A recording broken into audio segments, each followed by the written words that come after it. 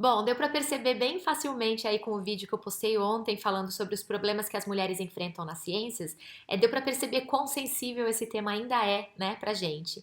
E eu fico feliz que vocês, homens desse canal, que vocês tenham assistido ao vídeo, mesmo que isso tenha te causado um desconforto, eu queria te falar que esse desconforto é bom, porque na verdade isso prova que você não tem participado de rodas na qual esse assunto tenha sido levantado.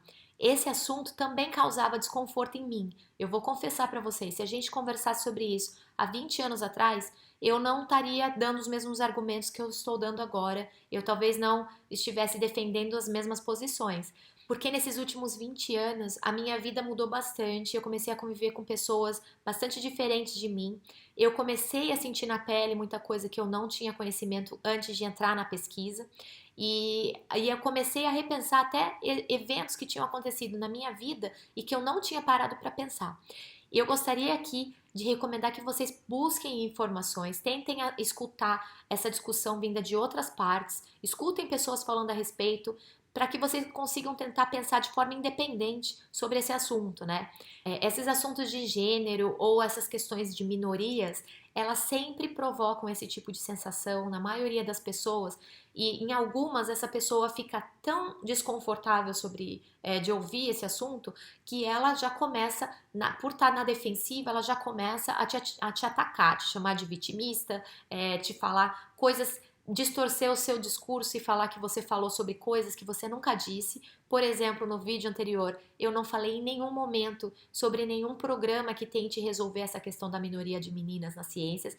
Em nenhum momento eu falei a palavra cota e essa palavra apareceu várias vezes nos comentários do vídeo anterior. Então é interessante pensar por que que vocês estão tendo essa reação, né? E eu agradeço que vocês estejam aí assistindo, porque eu acho que esse canal é isso que a gente tem que tentar promover, né? Esse debate. Podem falar as coisas que vocês não concordam comigo, de forma respeitosa, eu não vou me ofender com vocês, tá? De maneira nenhuma. Eu acho que é importante que a gente converse mesmo, porque eu também gosto de entender o posicionamento contrário ao meu. Isso me faz pensar melhor a respeito e isso me faz tornar mais forte meu argumento, porque mesmo que eu mude esse argumento, tá? Então, debater ideias é sempre importante para que a gente cresça como pessoas, né? Muitos dos comentários também citaram o fato de que, olha só, nesse canal a audiência é mais de 90% de homens, né? Isso prova que esse assunto não é interessante para mulheres. Isso prova que a maioria das mulheres não gostam desse assunto de ciências. E prova que meninas não se interessam por isso.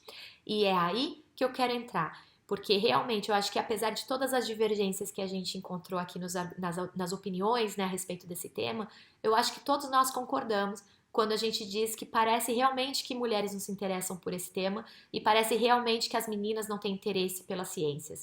E eu quero te contar aqui tudo que eu aprendi a respeito do porquê que isso acontece nesses últimos anos que eu estive bastante concentrada nesse tema e esse tema toca meu coração, porque esse é um tema que passa pela educação, né? E esse é um tema que passa por oportunidades, e esse é um tema que passa por questões de justiça social e de questões de direitos humanos. Então, todas essas palavras eu estou jogando aqui porque eu sei que elas dão aquele arrepio em muitas pessoas, né? Então, eu peço, por favor, que você assista o que eu vou te contar aqui, que eu quero que você tenha o argumento de uma pessoa que tem trabalhado e estudado a respeito disso, para que você também fortaleça os seus argumentos. Então, fica aí.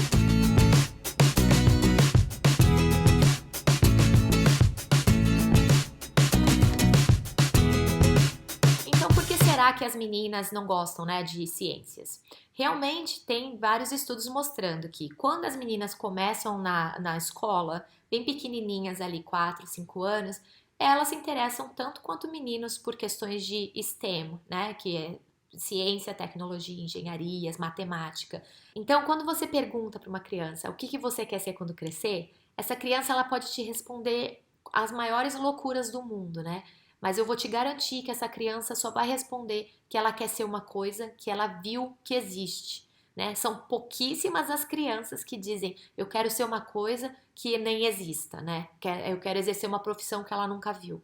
Como que você espera que uma menina fale eu quero ser uma cientista se ela nunca viu uma cientista?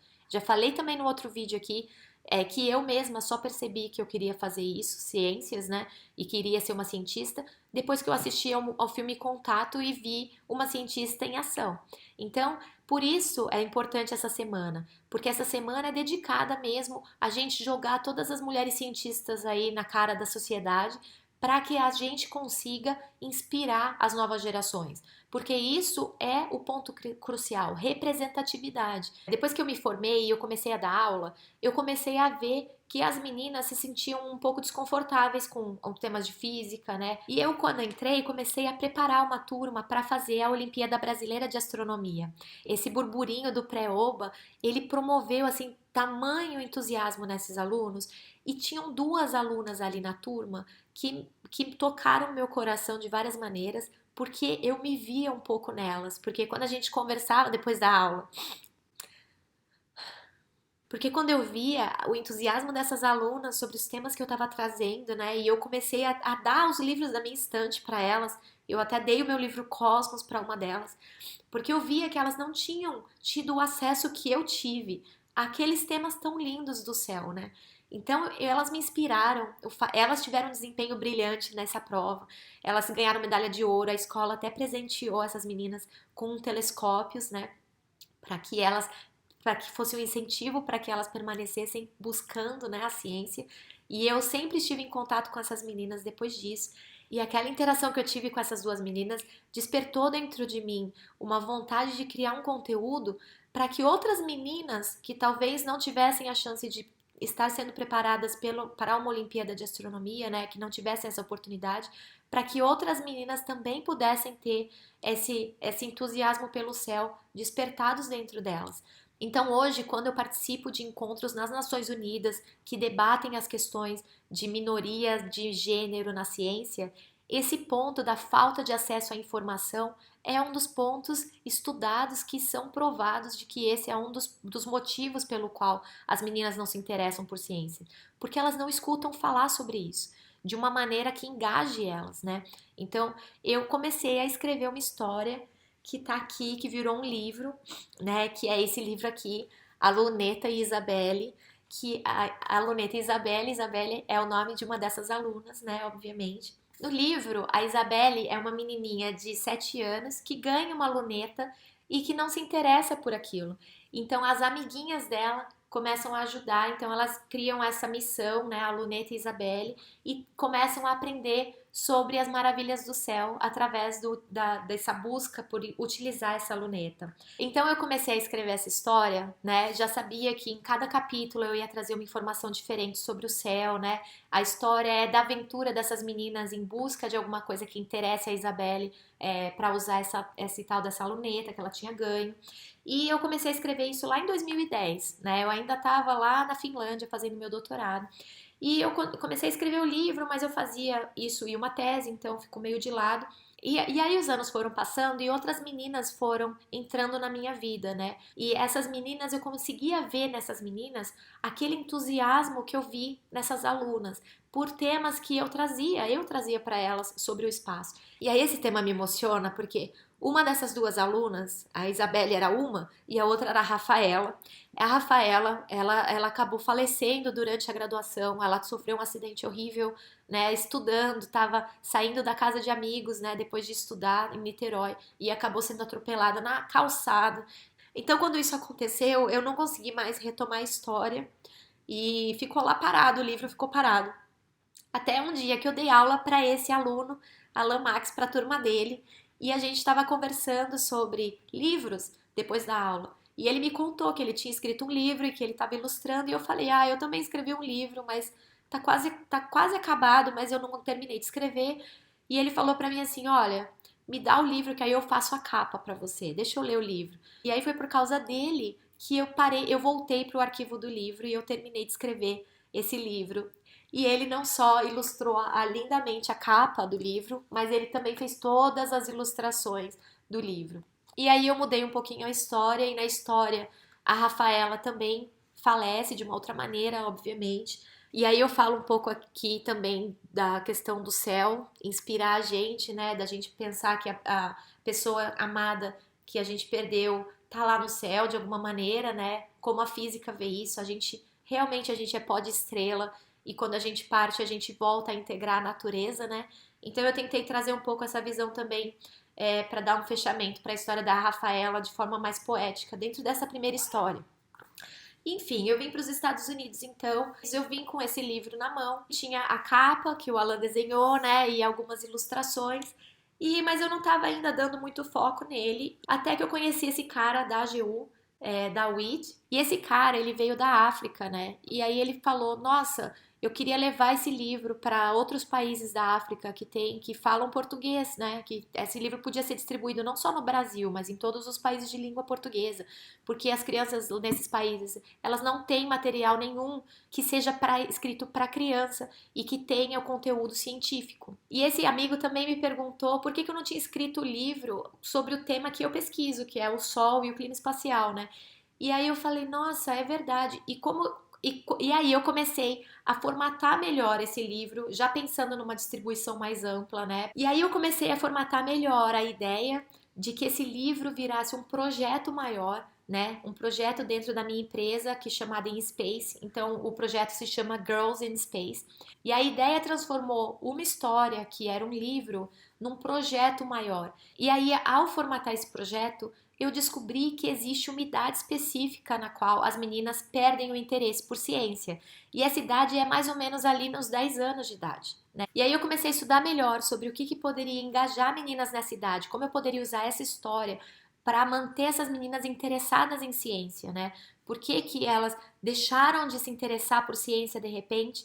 Porque por várias questões sociais que eu não vou entrar aqui, mas que eu queria fazer de alguma maneira essa história ser uma arma para que a gente não perdesse essa menina, para que essa menina permanecesse entusiasmada por ciência, até ela passar por essa fase e se fortalecer e conseguir tomar as decisões dela mesma e entender melhor quem ela é, para que ela realmente entenda no que ela tem interesse, né? Então, dentro do livro, no final dos capítulos, existem sessões, por exemplo, aqui, existem sessões chamadas Continue Investigando, que eu coloco questões para essa criança, para esse leitor, para que ele, sobre o tema aqui, né? Por exemplo, você já parou para pensar sobre as perguntas que estavam na cabecinha da Ceci nesse capítulo? Por que será que o céu é azul? Por que as nuvens são brancas, né? Você já parou para pensar sobre isso? Então, quando eu coloquei essa sessão aqui, a ideia é que as crianças fossem buscar essas respostas em outros livros para instigar essa curiosidade científica e ensinar um pouco como as crianças podem buscar soluções para as questões da cabecinha dela. E aí a gente criou uma sessão especial também chamada Pitacos da Doutora Lindy, na qual uma cientista, que é claramente aqui inspirada na Jocelyn Bell, né, e até parece um pouco com os óculos que eu uso, mas essa doutora aqui, Lindy, ela explica por que das coisas. Então, por exemplo, nessa sessão ela está te explicando fisicamente por que o céu é azul, por que o calor do sol não acaba. Então, assim, algumas das questões que são abordadas no livro, ela explica um pouco mais em detalhe em alguns dos capítulos. Em outros, tem apenas as perguntas para instigar essa questão, para as crianças poderem buscar informações. E aí eu percebi que nas minhas histórias, sem querer, eu fiz um grupo de meninas, né? Que eram as personagens principais ali das aventuras, né? Sem querer, porque essas eram as crianças que me inspiravam mesmo, né? E aí, óbvio que depois meu filho nasceu também, ele acaba sendo um dos personagens do livro, mas as histórias acontecem em torno desse grupinho de meninas, né? Então existem dois problemas que eu tento atacar com esses livros aqui para tentar estimular essas meninas e manter essas meninas nas ciências. Primeira coisa, apresentar conteúdo de ciência de qualidade de uma maneira que faça parte da realidade da criança, né? E a segunda coisa é criar modelos femininos que essas meninas possam seguir dali para frente. Então tem a doutora Lindy na história, as meninas sabem que fui eu que escrevi essa história, eu também sou uma pesquisadora mulher, né? As personagens principais do livro também são meninas, e aí eu pedi para que uma pesquisadora amiga minha escrevesse a abertura do livro, fizesse a abertura do livro contando como foi que ela se apaixonou pelo céu. Então, para esse livro aqui, eu tive a contribuição da doutora Adriana Valho, que é uma astrônoma, né, do Brasil, né, que tem uma representação gigante aí no Brasil. E ela conta aqui como foi que ela virou uma girl in space de verdade, né, como que ela virou uma pesquisadora espacial. E isso daqui é para ajudar as meninas a se verem no futuro. Eu estruturei o livro para que a gente conseguisse atacar todos esses pontos, criando modelos femininos positivos na ciência, trazendo informações científicas de qualidade. E aí eu fiz a sequência desse livro, que foi o livro sobre física solar, sobre o Sol e sobre o clima espacial. Então, nesse livro, a personagem principal é a Cecília, e ela tá na fase de transição, né, da adolescência, ela tá ali pré-adolescente, passando por aquelas mudanças que nós mulheres sabemos que a gente passa, hormonais, né, e ela tá bastante explosiva, e eu aproveito essa história de estar explosiva, a personalidade dela, para falar sobre a questão explosiva do Sol. Então aqui a gente ataca aqui eu explico o Sol quanto estrela, as meninas fazem observações, usando também aquele telescópio que elas tinham no começo, né? E aí elas falam sobre a questão do clima espacial, né? As questões do planeta ter proteções magnéticas, proteções da atmosfera. E a gente faz uma homenagem à Rafaela no livro, fazendo com que o clubinho das meninas passe a se chamar Rafa Centauri, né? Porque elas veem que sempre a Rafa vai estar presente, né? Iluminando e inspirando o caminho delas. Esse livro é bastante interessante e eu acho que fala bastante na realidade de meninas em torno de 10 anos, porque ele aborda todas essas questões mais sociais, né, das interações delas com as amigas, das mudanças que a gente passa naquela fase, né? Então é engraçado, é um livro engraçado e é um livro que traz bastante conteúdo de clima espacial, fala bastante da nossa atmosfera, da tecnologia, como a atividade solar pode afetar o nosso GPS, né? Então, fala bastante por alto. De novo, tem a estrutura do outro livro, né? Então, de novo, tem a doutora Lindy, né? Explicando algumas coisas ao final do conteúdo. Aqui fala do aquecimento global, por exemplo, e que é um tema que foi pedido aqui no canal também, falando sobre participação do Sol nas mudanças climáticas. Então, ela fala um pouco sobre isso.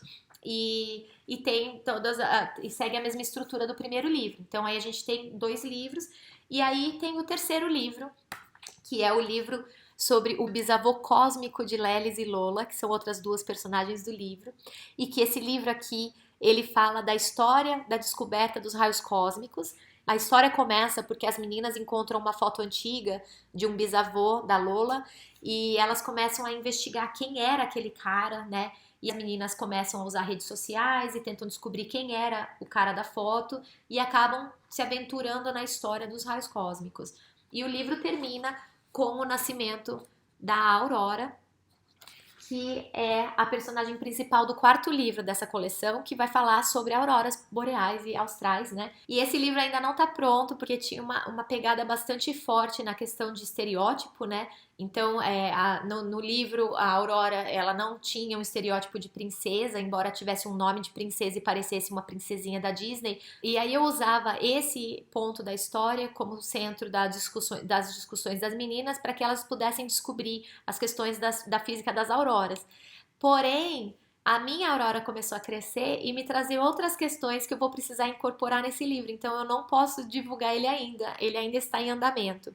Então, neste momento, eu tenho esses 3 livros, A Luneta e Isabelle, que fala sobre astronomia, esse livro Hélio, O Primeiro Amor de Ceci, que fala sobre física solar e clima espacial, e esse livro, O Bisavô Cósmico de Lelis e Lola, que fala sobre raios cósmicos. Em todos eles, as meninas estão se aventurando e aprendendo as belezas do céu, e eu espero que as crianças que leiam esse livro se identifiquem com a história. No dia 11 de fevereiro de 2018, 2 anos atrás, eu fiz uma campanha no Kickstarter para que a gente levantasse um dinheiro para conseguir pagar o resto das ilustrações, né, para que o Alan Max pudesse se dedicar a ilustrar todos os volumes, porque eu só tinha alguns desenhos do primeiro, e também para que eu conseguisse traduzir esses livros. Então, os livros estão traduzidos para o inglês e as versões em inglês também vão ser publicadas em breve e depois a gente vai ter também tradução para espanhol, para francês, para árabe,